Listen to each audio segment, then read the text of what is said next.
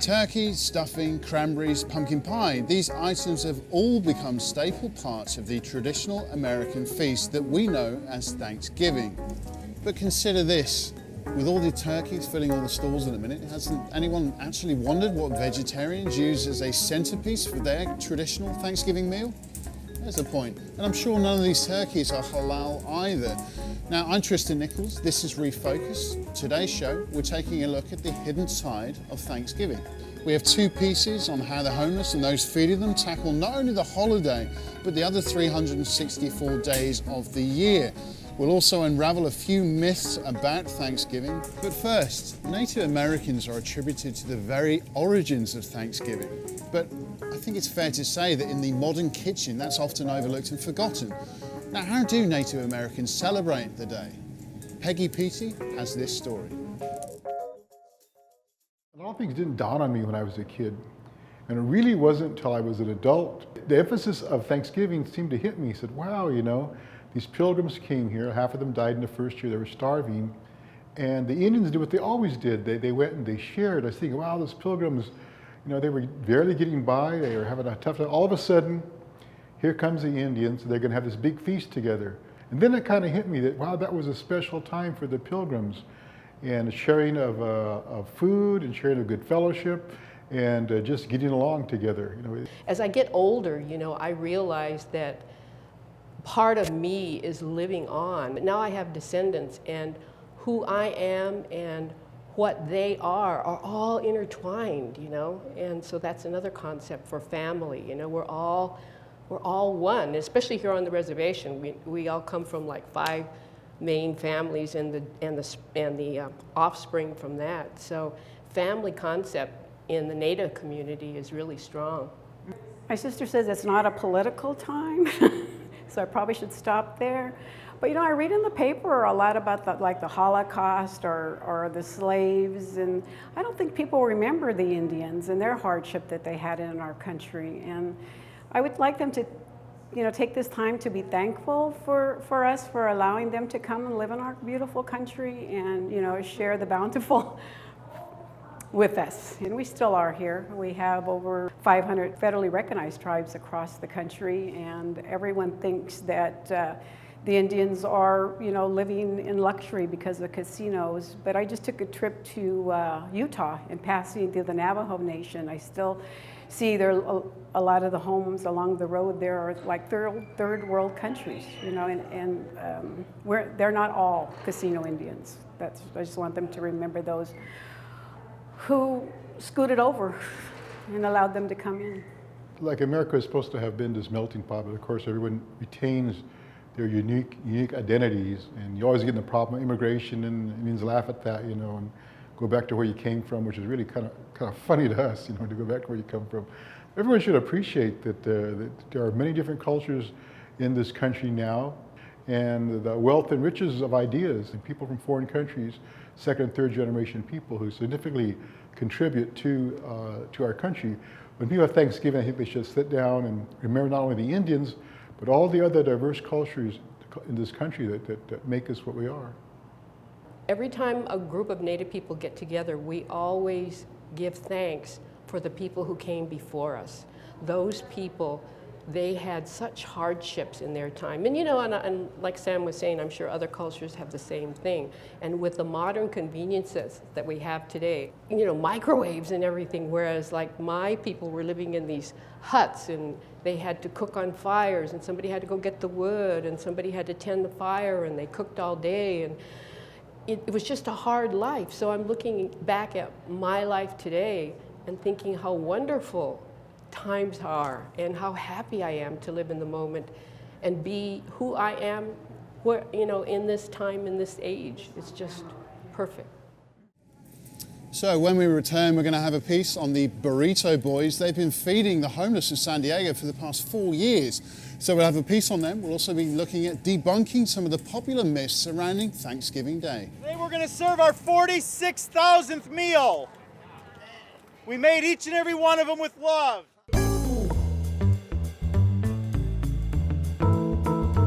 Welcome back to Refocus. I'm Tristan Nichols. Today's show, we're looking at the hidden side of Thanksgiving. Right now, we're looking at the very aspect of what really Thanksgiving is all about. We all know the images and tales of Thanksgiving. In the fall of 1621, the Pilgrims at Plymouth Colony held a 3-day communal feast with the native Wampanoag Indians. This event is often considered the origin of the American tradition. However, the first Thanksgiving on this continent wasn't in the 1600s. It didn't involve pilgrims, and it wasn't even on the East Coast. It likely involved Spanish explorers led by Francisco Vázquez de Coronado in 1541. It actually took place in modern-day Texas. But in fact, there were at least 3 other Thanksgivings held before the Plymouth ceremony. In June 1564, French colonists held a Thanksgiving celebration in modern-day Florida. English settlers in Maine had a harvest feast with the Abenaki Indians in 1607. In 1610, after a difficult winter, colonists held a Thanksgiving in Jamestown after supply ships arrived delivering food. Still, unlike today, none of these celebrations were observed in November. The 1621 Plymouth Colony Feast was celebrated sometime in September or October. It took 3 of the nation's most popular presidents to actually solidify the date at the end of November. In 1789, President George Washington selected November the 26th to be the day of national thanksgiving and prayer, but it still wasn't a regular holiday. Amid the Civil War, President Abraham Lincoln invited Americans to set apart and observe the last Thursday of November as a day of thanksgiving and praise. Prompted by requests from major retailers to extend the Christmas shopping season in years when November has 5 Thursdays, President Franklin Roosevelt signed legislation fixing the holiday on the 4th Thursday of the month in 1941. So, a common myth about your Thanksgiving dinner is that high levels of tryptophan in turkey make you sleepy. But that's not what's responsible for the drowsiness.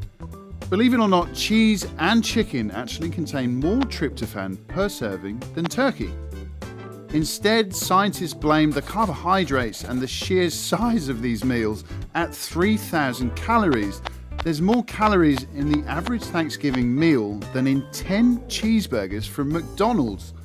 Alcohol consumption, of course, and plain old holiday relaxation are also attributed to the drowsiness. And how's this for a fact? It's estimated that about 46 million turkeys were eaten at Thanksgiving in 2011. The retail cost of menu items for a classic Thanksgiving dinner this year, including turkey, stuffing, cranberries, pumpkin pie of course, and all the basic trimmings, has increased by 70% from 1986. But when adjusted for inflation, it's actually 17% less in today's dollars. After the break, we'll have 2 pieces on feeding the homeless, one from the perspective of the homeless people themselves, and the other from the perspective of those who are feeding them. Limitations on where they can obviously stay, and society unfortunately sets up a situation that they're pretty much castaways.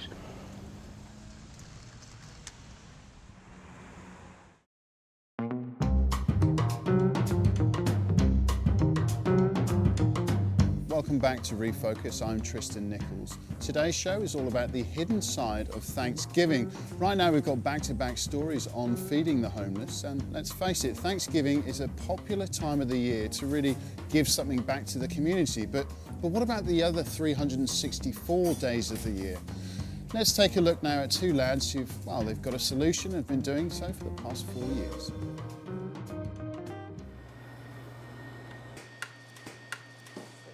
It basically started with my son and his best friend gave Christmas lists to my wife and to his parents, and the list was a little bit extravagant for 12-year-olds. My wife and I decided to give them a little change of perspective. We decided to start doing something with the downtown community, help him appreciate the couple things that he did have. The experience was amazing for him. They came back, told their friends what they had to do, which also happened to be their soccer teammates. 3 of the boys joined us. About a month later, 2 more did, and that's our original 7. Almost the first year, we were cooking out of my kitchen. the first Sunday that we did this, we bought enough supplies to make 60 egg and cheese burritos. I think today we're doing 540 burritos. So Christmas Eve was our dinner. So we did the kids picked out the menu. They wanted to do spaghetti and meatballs. I'm Italian, so I had to have Parmesan cheese. And I came here to Mike and I asked him for 400 packets of Parmesan cheese. I got him, I brought my checkbook to pay for him, and he says, "What's this for anyway?" And when I told him what it was for, it's like, this is on me. So I'm like, that's cool. Here's a guy I didn't even know his last name. I came in later that week, and he gave me a key to the restaurant. He says, "I want you to cook here instead of your house." People started showing up at my doorstep and here at Long Island Mike's, dropping off boxes of used books. And it was just perfect stuff, novels that people wanted to read, and that's how a lot of the homeless spend their days. Eventually, we got into national media with CBS Evening News covering us worldwide. We've had people reach out to me personally from Australia, Haiti, Singapore, to name just a few of the countries. And then it's grown from there, where there's a professor in India that touched base with me, letting me know that he's using the Burrito Boys as an example of community involvement and how kids can make a difference. And that's in India. Well, I showed my dad my Christmas list, and there's a lot of expensive, outrageous stuff on it. So my dad wanted to teach me a lesson, so we went downtown the next day. I thought it was a punishment first, but after doing it just once, I realized that I was going to learn a lesson to not take things for granted. I do it for the people down here because it's not their fault, and we just need to do whatever we can to help them. I've seen us grow into a bigger charity and much more of a community down here. Today we're starting our 4th year doing this. Okay, I'm on it. Today we're going to serve our 46,000th meal. We made each and every one of them with love. If you enjoy what these volunteers do, please let them know you appreciate it. I had people tell me, "Michael, you know how much quicker and less mess it would be if we did liquid eggs?" I said, "Have you tasted liquid eggs?" I said, "I wouldn't do it for my family. So why would I do it downtown?" So today we'll crack 1,090 eggs. I use the same cheese that I use at home. I use the same tortillas that I use at home, and the same red skin potatoes that I would use for my family. So the fact that we make it the way that we would make it for the people we love, we are making it for the people we love. This is my first time, however, it's a very good blessing to those of us who are less fortunate. Me being pregnant, I brought myself down here and I resourced through St. Vincent de Paul, and they gave me a place to stay the next day, and then I got my husband in. I have 120 days and he has 90 days. And thanks to the street ministries, we are able to keep on being sober one day at a time. One day soon she'll be coming to bless the Burrito Boys for bringing our mom and dad a burrito early in the morning on Sundays. Hot sauce and water after you get your burrito, guys. Thank you. Burrito, water. And the important thing that I tell anybody who asks me about it is, don't start with the intention of doing anything this large, this grande. I mean, and this is small in comparison to a lot of things, but just take a step, do something. Start small with no expectations and watch what can happen. I'm going to keep on doing this throughout high school, but we have other kids that are going to be the new Burrito Boys, and they're going to keep on going for us. Dad, you like put a ton of pepper.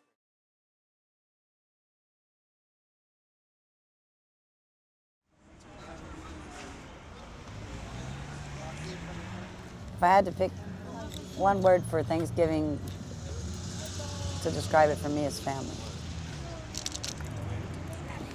I try to be thankful for what I have every day, not just one day of the year. So I'll teach my son always to be grateful for what we have, not just on Thanksgiving. So yeah, even after the time on the streets, I think that it's family.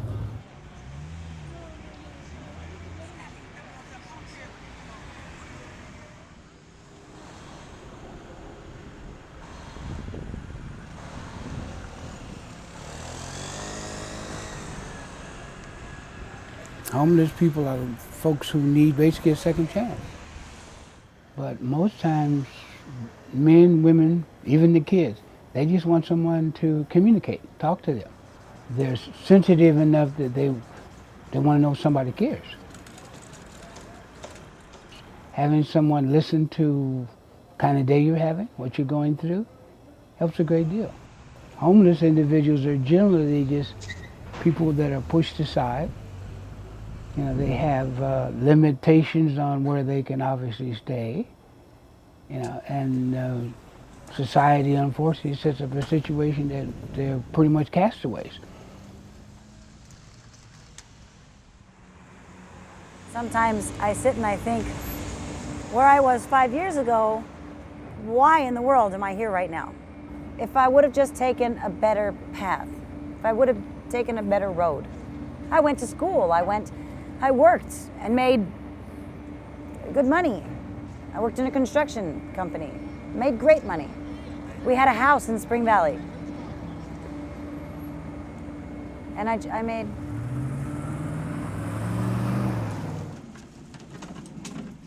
The needs are great here. Our doors are open to anybody who has needs. We are open 365 days a year. We don't close. Not just Thanksgiving and Christmas. You know, the needs here are year-round. So we stay open year-round. Everybody who serves down here is a volunteer. We have no paid staff. We serve a meal 2 times a day, a breakfast and a dinner. And we give out articles of clothing. We try to help people with whatever kinds of needs they might have. And a lot of people struggle with desiring to know God's will and being obedient to God's will. He tells us how He wants us to love our neighbors as ourselves. So that's what we endeavor to do. We try to do the best possible job we can with the means that we have. We have men, we have women, we have babies out here who need odds and ends. And I hope that sincerely that if you find yourself in this kind of situation at hand, you're fortunate enough to come to a place like God extended you.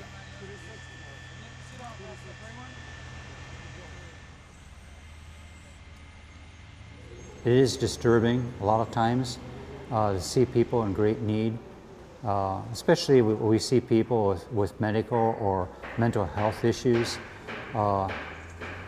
People even with drug issues, it's really hard. It's really hard to help people and with a lot of issues that they're dealing with, and that can be really discouraging, disturbing many times.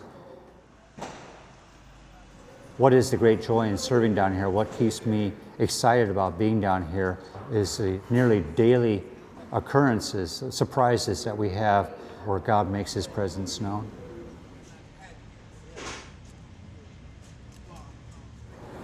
I was young. I came from a nice home, and eventually got involved in drugs and got involved with gangs, and it was easier to live out in the streets. If you're an individual that's placed into a type of setting like this, it's no other. You get an excellent education on how to survive. You automatically find that your weak points, you learn who you are. And the end of learning who you are, that is the biggest item will determine whether you actually survive out there or not in a short period of time. You have to be very careful with who you associate with. You need to be aware that a whole lot's going on out there, daytime or night. I don't want that life for my children. I have a little girl and I have my son. I want them to have opportunities.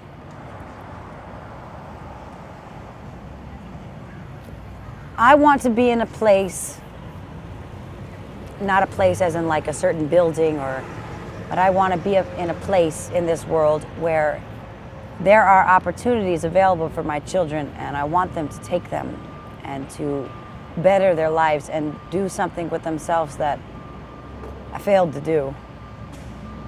And I really hope that they can learn from what they see out here and be able to be better people in the end.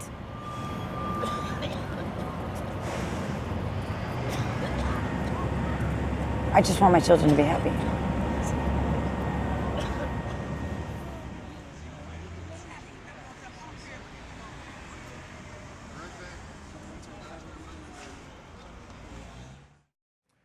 Today's stories were brought to you by Peggy Peaty, David Brooks and Beto Alvarez. In the spirit of the holiday season, we thank you for watching. This has been Refocus, and I'm Tristan Nichols.